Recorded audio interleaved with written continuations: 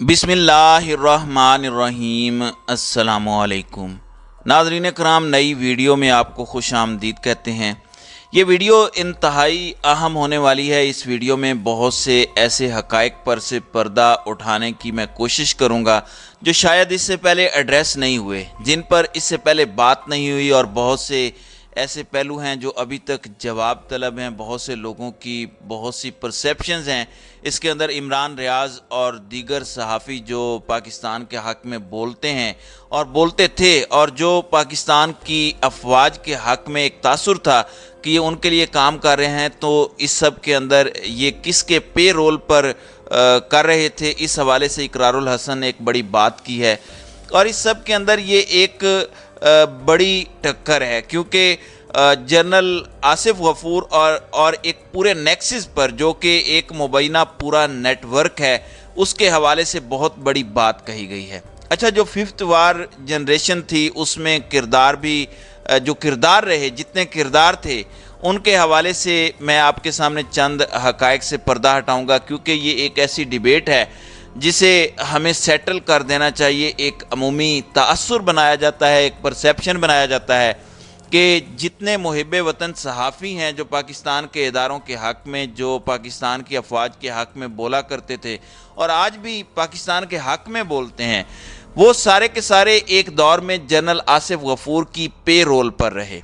General Asif Ghafoor ने fifth generation वार का एक नैरेटिव बिल्ड किया, और फिर उसके बाद सेल्स बनाए गए और ये पूरा सिलसिला चला।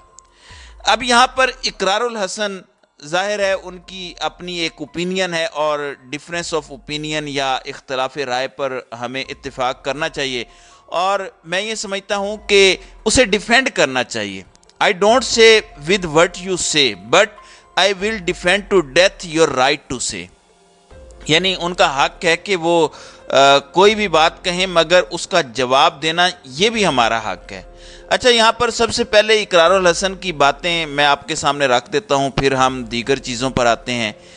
ये लिखते हैं कि जनरल आसिफ गफूर के ज़माने में फिफ्थ जनरेशन वार के नाम पर पीटीआई कारकुनान को शोबा ताल्लुकात आमा में भर्ती करने के साथ पीटीआई के हामियों को जाली अकाउंट बनाने और चलाने के करोड़ों रुपए के ठेके दिए गए। आसिफ गफूर, जो कि इस वक्त हाजिर सर्विस जर्नैल हैं, पाकिस्तान की अफवाज के लेफ्टिनेंट जनरल हैं, कोर कमांडर कोयटा हैं, और इससे पहले जब वो मेजर जनरल थे तो सबको पता है कि वो डीजी आईएसपीआर थे। उनके ज़माने में फिफ्थ जनरेशन वार के नाम पर पीटीआई के कारकुनान को पाक फौज के शोबा ताल्लुकात आमा में भर्ती किया गया और उन्हें ठेके दिए गए। ये दावा इकरारुल हसन कर रहे हैं। फिर ये कहते हैं कि इन दोनों में से किसी पर भी तनकीद होती तो ये जत्थे तनकीद करने वाले पर टूट पड़ते। 14 अगस्त को मीनार पाकिस्तान वाक़या पर भी ऐसा ही हुआ। औरत भले किसी भी किरदार की मालिक हो, उसका यूं कौमी मकाम पर नोचा जाना पंजाब हुकूमत की कारकर्दगी पर सवाल था, और मीनार पाकिस्तान जैसे कौमी असासे की हिफाजत और वहाँ ऐसे नाखुशगवार वाक़े को रोकना एजेंसियों की भी जिम्मेदारी थी, जो कि बिलाशुबा थी। लेकिन फिफ्थ जनरेशन वार के नाम पर इकट्ठे इन झूठे सच्चे अकाउंट्स ने पंजाब हुकूमत और इदारे की जिम्मेदारी का बोझ हमारे कांधों पर डाल दिया। लड़की की नाजेबा वीडियोज़ और हमारे जज्बाती बयानात ने जलती पर तेल का काम किया, और सादा लोग भूल गए कि इस वाक़या को रोकने की जिम्मेदारी पंजाब हुकूमत की थी।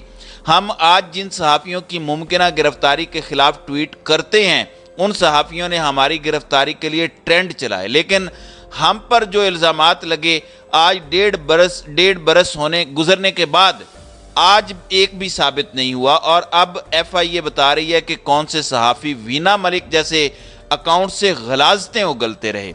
बहरहाल नुक्ता ये है कि आसिफ गफूर के भर्ती शुदा और पीटीआई के हामी सहाफ़ियों को ठेके पर दिए गए अकाउंट्स वक्त पड़ने पर फ़ौज के ख़िलाफ़ ही इस्तेमाल हुए, और इस वक्त कोई नहीं था जो सोशल मीडिया पर जनरल बाजवा या फ़ौज का दिफा करता। इसे कहते हैं मुकाफ़ात अमल। अब इसमें ज़ाहिरी बात है कि इकरारुल हसन ने जो मीनार पाकिस्तान वाला वाक़या बयान किया, ہم نے بھی اس کو بھرپور اپنے چینل کے ذریعے کوریج دی تھی، اور اس کوریج کے اندر بھی ہم ہمیشہ بات کرتے تھے کہ کارروائی ہو، یہ سب ہو۔ اس میں اقرار الحسن نے ایک نیک نیتی سے کام کیا، اس کا جو بھی انہیں صلہ ملا وہ ہم سب کے سامنے ہے۔ اس حوالے سے میرا اوپینین بہرحال دوسروں سے مختلف ہے۔ اچھا، اب ایک چیز بڑی واضح ہے، میں آپ کو یہاں پر یہ بتا دوں، آپ لوگوں سے میرا یہ سوال ہے، آپ پاکستان سے محبت کرنے والے اگر لوگ ہیں، اور اگر آپ پاکستان کی افواج کو سپورٹ کیا کرتے تھے اور ان کے نیریٹو کو سپورٹ کیا کرتے تھے، تو کیا آپ کو کوئی پیسے ملے؟ کیا آپ نے کوئی ٹرینڈ چلانے کے لیے پیسے لیے؟ نہیں۔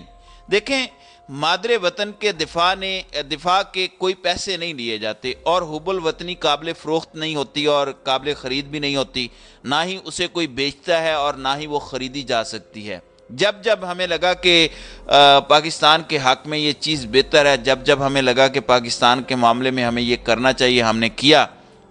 اب یہ عمران ریاض پر بھی الزام لگا رہے ہیں کہ جی 5,000 یا 10,000 ٹویٹر اکاؤنٹس عمران ریاض خود چلایا کرتے تھے، اور ان میں وینا ملک کا اکاؤنٹ بھی شامل ہے۔ وینا ملک کے اکاؤنٹ سے متعلق تو انہوں نے خود بھی کہا ہے کہ میں یہ آپریٹ نہیں کر رہی، ایک ٹی وی شو کے اندر ان کا یہ کہنا تھا۔ تو ان کے نام پر جو بھی اکاؤنٹ چلاتا ہے اسے جواب دہ تو ہونا چاہیے، اور جب بھی کہیں پر بھی کوئی کسی بھی اکاؤنٹ سے نازیبہ بات ہوتی ہے، ہمیں دونوں سائیڈ سے، چاہے وہ بات عمران خان کے خلاف ہو یا نواز شریف کے یا بلاول کے، تو اس کی ہم مذمت کرتے ہیں۔ اچھا، اب یہاں پر ایک نیریٹو بلڈ اپ کیا جاتا ہے، عمران ریاض پر بھی یہ الزام لگتا ہے کہ وہ فوج کے لیے اکاؤنٹس چلایا کرتے تھے اور پیسے لیا کرتے تھے، اور جنرل آصف غفور اس سارے معاملے کے روح رواں تھے۔ دیکھیں، وہ شعر ہے کہ نہ اہل تخت نہ ان کے مخالفین کے ساتھ، میری ہیں ساری وفاداریاں زمین کے ساتھ۔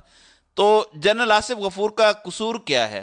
پوری دنیا 5th جنریشن وار پر بات کرتی ہے، یہ لفظ بھی ویسے اتنا سادہ نہیں ہے۔ اس دور میں انڈین ٹی وی چینلز پر بھی یہ بات ہوتی تھی کہ ہم تو ISI کرتے رہتے ہیں، اصل معاملہ تو ISPR ہے، اس پر بھی توجہ دیں۔ جو ISPR نے تباہی پھیری ہوئی ہے انڈیا کی یا پاکستان کے دشمنوں کی، کیونکہ دیکھیں جنرل آصف غفور نے چینجنگ ٹرینڈ میں اس وقت سوشل میڈیا کا بوم تھا، انہوں نے صرف ایک کام کیا، انہوں نے پاکستان کے نوجوان کو یہ آگاہی دی کہ آپ نے صحیح اور غلط کی تمیز کرنی ہے، اور صحیح اور غلط کی تمیز جب آپ نے کر لی، آپ نے دیکھنا ہے کہ آپ نے کسی پروپیگنڈے کا شکار نہیں ہونا، اور وہ سارے نوجوان جو پاکستان سے محبت کرتے تھے، جنہیں آپ یعنی اقرار الحسن صاحب 5th جنریشن وار کا صحافی کہتے تھے، یا اب آپ انہیں ایک گھٹیا ٹرم یوز کرتے ہیں، یوتھیا کہہ دیتے ہیں۔